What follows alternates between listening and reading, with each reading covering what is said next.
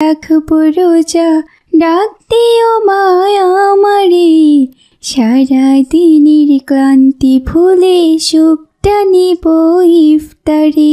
সিহিরি খাবো, রাখবো রোজা, ডাক দিও মায়া আমারে, সারা দিনের ক্লান্তি ভুলে সুখটা নিব ইফতারে। একটি বছর পরে এলো পবিত্র রমজান, আকাশ বাতাস চাঁদ সিতারাই বইছে সুখের বান।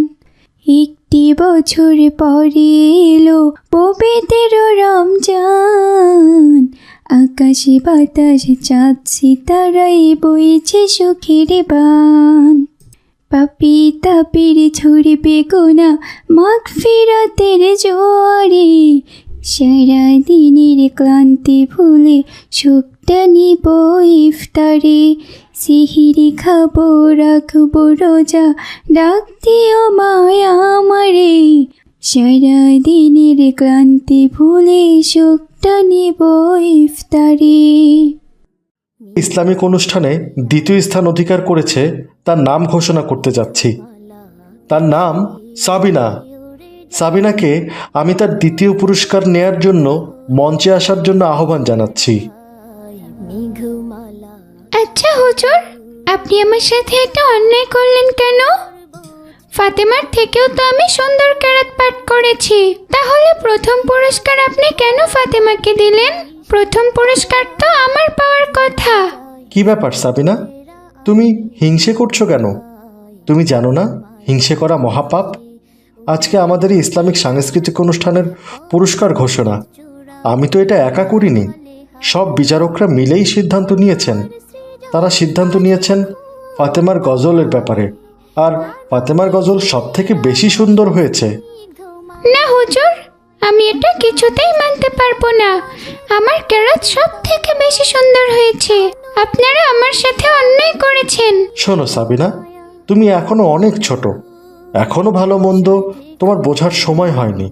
আসলে এই অনুষ্ঠান যে উপলক্ষে করা হয়, আর যদি কোনো প্রতিযোগী সে বিষয় নিয়ে পারফর্ম করে, তাহলে তাদেরকে প্রথম, দ্বিতীয় কিংবা তৃতীয় ঘোষণা করাটা একটা স্বাভাবিক আনুষ্ঠানিকতা।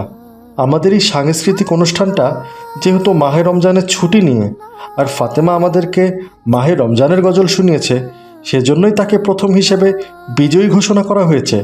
আর তুমি যেটা করেছো সেটাকে বলে হিংসে। হিংসে কখনোই ভালো কিছু বয়ে আনে না। আমাদের মুসলমানদের মধ্যে হিংসে বিভেদ একদম থাকা উচিত নয়। সবসময় একে অপরকে সাহায্য করা উচিত।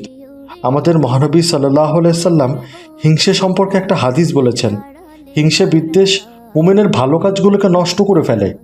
আর নবী করিম সাল্লাল্লাহু আলাইহি সাল্লাম সাবধান বাণী উচ্চারণ করে বলেছেন, তোমরা হিংসে বিদ্বেষ থেকে নিবৃত্ত থাকবে, কেননা হিংসে মানুষের নেক আমল এবং পুণ্যগুলোকে এমনভাবে খেয়ে ফেলে যেমনটা আগুন জ্বলন্ত লাকড়িকে জ্বালিয়ে শেষ করে দেয়। হুজুর, আমি বুঝতে পেরেছি, আসলে ভুলটা আমারই ছিল।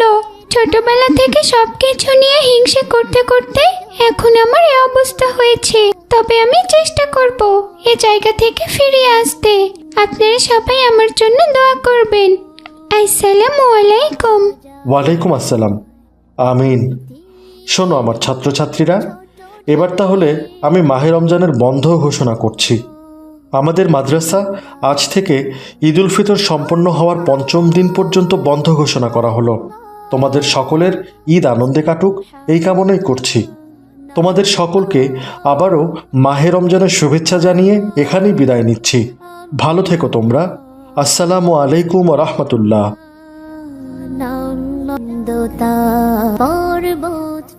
একে আম্মি জান, তুমি খাবার না খেয়ে এভাবে ঘুরে বেড়াচ্ছ কেন? ফাতেমা, আমি ঘুরে বেড়াচ্ছি না, তোমাদের জন্য আরও কিছু খাবার নিয়ে আসলাম। আর আমি খাবো না, তোমরা খাও। কে বলছো আম্মি জান, খাবে না কেন? মা ফাতেমা, আমি রোজা রেখেছি, এর জন্যই খাবো না, তোমরা খেয়ে নাও মা। আম্মি জান, এখন আবার কিসের রোজা? এখন তো শাবান মাস চলছে, রমজান মাস আসতে তো আরো বেশ কয়েকদিন দেরি আছে। শোনো মা ফাতেমা, আমি বলছি, তোমার আম্মিজান রোজা রেখে রমজানের প্রস্তুতি নিচ্ছেন। আসলে আমাদের নবী করিম হজরত মোহাম্মদ সাল্লাহ আলাইসাল্লাম রমজান মাসকে খুবই গুরুত্ব দিতেন। তিনি যাতে রমজান মাসের সমস্ত রোজা ঠিকঠাকভাবে রাখতে পারেন, এজন্য তিনি শাবান মাসেও রোজা রাখতেন। এতে করে তার রমজানের প্রস্তুতি হয়ে যেত। কি বলছেন কি আব্বুজান? রমজানের জন্য প্রস্তুতিও নিতে হয়? রমজান মাস এত গুরুত্বপূর্ণ? হ্যাঁ বাবা ওমর, রমজান মাস হচ্ছে সকল মাসের রাজা। রাসূল পাক সাল্লাল্লাহু আলাইহি সাল্লাম বলেছেন, যে ব্যক্তি রমজান মাস পেল অথচ নিজের গুনাহ মাফ করাতে পারল না, সেই ব্যক্তির ধ্বংস হোক। ফাতেমা ওমর, তোমার আব্বুজান ঠিক কথাই বলেছেন। রমজান মাস হলো মুসলিম জাতির জন্য আশীর্বাদ। রমজান মাসে জান্নাতে 8টি দরজা খোলা থাকে। আর আমাদের দৈনন্দিন কাজে ধোঁকা দেয়া ইবলিশ শয়তানকে রমজান মাসে শেকল দিয়ে আটকে রাখা হয়, যাতে মুমিন মুসলমানরা ইবলিশের ধোঁকায় পড়ে রমজানের রোজা রাখা, ইবাদত বন্দি করা বাদ না দেয়। আম্মিজান, রমজান মাসে আল্লাহ তাআলা ইবলিশ শয়তানকে শেকল দিয়ে বন্দি করে রাখেন? হ্যাঁ বাবা ওমর, শুধু ইবলিশকে বন্দি করাই নয়, রমজান মাসে ইবাদত করলে অন্য মাসের তুলনায় 70 গুণ বেশি সোয়াব পাওয়া যায়। এর জন্য আমাদের সবার এমন ফজিলতপূর্ণ মাসের জন্য ভালো করে প্রস্তুতি গ্রহণ করা উচিত। আল্লাহ না করুক এই রমজানই আমাদের অনেকের শেষ রমজান হতে পারে। তাই যেন আমরা সবাই এই রমজানে আমাদের সমস্ত গুনাহ খাতা মুছে ফেলতে পারি। আমি জান, এখন আমি সব কিছু পরিষ্কারভাবে বুঝতে পেরেছি। তাহলে তো আমাদেরকেও রমজানের প্রস্তুতি নিতে হবে। কাল থেকে আমিও রোজা রাখতে চাই আম্মি জান।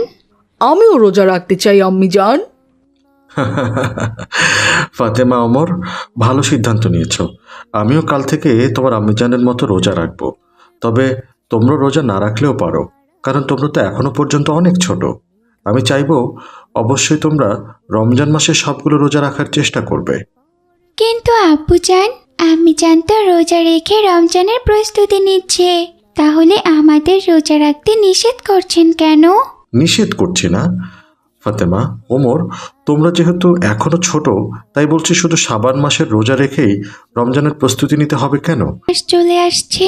আমার আব্বু আম্মু বলেছেন শাবান মাস থেকে মাহে রমজানের প্রস্তুতি নিতে হয়, যাতে মাহে রমজানে আমাদের ইবাদত করতে কোনো সমস্যা না হয়। এজন্যই আমি আলাইকুম রাদি আপু, কেমন আছো? আলহামদুলিল্লাহ ফাতেমা, আল্লাহ তাআলা আমাকে অনেক ভালো রেখেছেন। তোমরা কেমন আছো ফাতেমা, সাবিনা? আলহামদুলিল্লাহ রাদি আপু, আল্লাহ তাআলা আমাদের দুজনকেই অনেক ভালো রেখেছেন। তা ফাতেমা, সাবিনা, হঠাৎ করে তোমরা আমার বাড়িতে কি মনে করে এসেছো? রাদি আপু, তুমি তো জানোই আর কিছুদিন পরেই রমজান মাস শুরু। রমজান মাসে তো আমাদের নিয়মিত রোজা রাখতে হবে আর সালাত আদায় করতে হবে, আর তার সাথে হাদিসের বইও পড়তে হবে। হ্যাঁ ফাতেমা, তুমি এসব কি করে জানলে? রাদি আপু, আমার আব্বু আম্মু আমায় সব কিছু বলেছেন। তাই তোমাদেরকেও অনেক ধন্যবাদ ফাতেমা, সাবিনা। তোমরা যে এই ছোট বয়সে ইবাদতের জন্য এত আগ্রহ দেখাচ্ছ, তার জন্য। রমজান মাসে কোনো মাসালা নিয়ে সমস্যায় পড়লে অবশ্যই আমার কাছে আসবে, ঠিক আছে? ঠিক আছে রাদি আপু, আসসালামু আলাইকুম ওয়া রাহমাতুল্লাহ। ওয়ালাইকুম আসসালাম ফাতেমা। ওমর আর ফাতেমা তাদের মাটির ব্যাংকটি ভেঙে টাকা গুনছে। তখন সেখানে ফাতেমা ওমরের মা আয়শা বেগম চলে আসেন। কি ব্যাপার, আমার সোনারা কি করছে এখানে? আসসালামু আলাইকুম আম্মিজান। ওয়ালাইকুম আসসালাম ওয়া রাহমাতুল্লাহ। তোমরা কি করছো ফাতেমা ওমর? আম্মি জান, আমাদের মাটির ব্যাংকটা ভেঙে ভাইয়া টাকা গুনছে। কি ব্যাপার ওমর, এত তাড়াতাড়ি মাটির ব্যাংকটা ভেঙে ফেললে যে? তোমরা না বলেছিলে এই মাটির ব্যাংকটা ঈদের আগের দিন ভাঙবে? তাহলে হঠাৎ কি হলো, আজই ভেঙে ফেললে যে? তা বলেছিলাম আম্মিজান, কিন্তু কাল আমাদের স্কুলের স্যার বললেন মার্চ মাসের 11 তারিখ রোজা শুরু হতে পারে। হ্যাঁ, মার্চ মাসেই তো রমজান শুরু হবে, কিন্তু মাটির ব্যাংক ভাঙার সাথে রমজান শুরু হওয়ার কি সম্পর্ক বাবা ওমর? আম্মিজান, স্যার এই কথাও বলেছেন যে রমজান মাসে গরিব মানুষদের খুবই কষ্ট হয়। তাদের রমজান মাসে রোজা রেখে কাজও করতে হয়, কিন্তু তারা ইফতারে ভালো খাবারও খেতে পারেন না। তাই আমি, ফাতেমা, মাহাদি, সাবিনা, ফাতিমার আরো দুজন বান্ধবী রাবেয়া, বুশরা ও রাদিয়া জান্নাত মিলে সিদ্ধান্ত নিয়েছি আমাদের সবার মাটির ব্যাংক ভেঙে ফেলে যেই টাকা হবে সেই টাকা আমাদের মহল্লার আশেপাশে যত গরিব মানুষ আছে তাদেরকে দান করব, যাতে তাদের রমজান মাসে কোনো কাজ করতে না হয়। মাশাল্লাহ বাবা, মাশাল্লাহ। আমাদের ছোট্ট ফাতেমা ওমর দেখছি অনেক বড় হয়ে গেছে। তোমাদের এই উদ্যোগের কথা শুনে আমার খুব ভালো লাগলো বাবা। জি আম্মি জান, রমজানে যাতে তাদের কোনো কষ্ট না হয় এর জন্যই আমাদের এই উদ্যোগ। আর তাছাড়া তুমিই তো বলেছিলে অন্য মাসে দান খয়রাত করলে যে সোয়াব পাওয়া যায়, রমজান মাসে দান করলে তা কয়েক গুণ বেশি সোয়াব পাওয়া যায়। আমাদের প্রিয় নবী হজরত মুহাম্মদ সাল্লাল্লাহু আলাইহি সাল্লাম রমজান মাসে সব থেকে বেশি দান খয়রাত করতেন। হ্যাঁ বাবা ওমর, আমাদের মহানবী হজরত মুহাম্মদ সাল্লাল্লাহু আলাইহি সাল্লাম ছিলেন মানুষ জাতির মধ্যে সর্বশ্রেষ্ঠ কল্যাণকামী মানুষ। তিনি রমজান মাস এলে সব থেকে বেশি দান খয়রাত করতেন। তোমাদের এই দানের মাধ্যমে কোনো রোজদারের সেহেরি হবে, ইফতার হবে।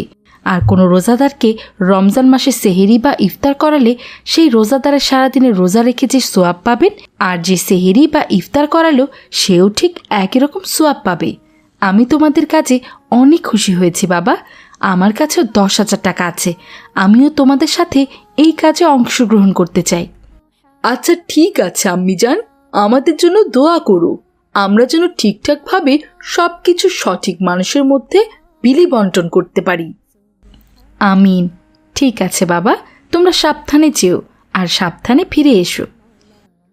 আসসালামু আলাইকুম ওয়া রাহমাতুল্লাহ। ওয়ালাইকুম আসসালাম ওয়া রাহমাতুল্লাহ। আসসালামু আলাইকুম ভাই মাহাদি, তোমরা সবাই এসে গেছো? ওয়ালাইকুম আসসালাম ওমর। হ্যাঁ হ্যাঁ, আমরা সবাই চলে এসেছি। আর আমাদের সবার মাটির ব্যাংক ভেঙে ফেলে এই টাকাগুলো পেয়েছি। এখানে মোট রোজা রাইখা সারাদিন কাজ করতে করতে বড্ড ক্লান্ত হইয়া গেছিলাম, তাই অসাবধানতায় পইরা ভাঙ্গা গেছে। এখানে আমার কি দোষ বলুন মহাজন? ও, তোর কিচ্ছু করার নাই তাই না? হারামজাদা ছোট লোক, রোজা রাইখা তুই কেন কাজ করতে আইলি বল? জানিস না আমি রোজাদার কাউকে কাজে নেই না? যা ভাগ এখান থেকে। আজকে তুই মজুরির 1 টাকাও পাবি না। তোর ওই মজুরির টাকা আমার মাল ভাঙার ক্ষতিপূরণ, বুঝলি? মহাজন, আপনি এত বড় সর্বনাশ কইরেন না আমার। আমি সারাদিন রোজা রাইখা কাজ করছি। সারাদিনে 100টা মাল উঠাইয়া 1000 টাকা পারিশ্রমিক হইছে আমার। আপনার ওই জিনিসের দাম তো মাত্র 200 টাকা, তার জন্য আপনি আমার 1000 টাকা দিবেন না? না না না না না না না, তুই কোনো টাকা পাবি না। আর যদি বেশি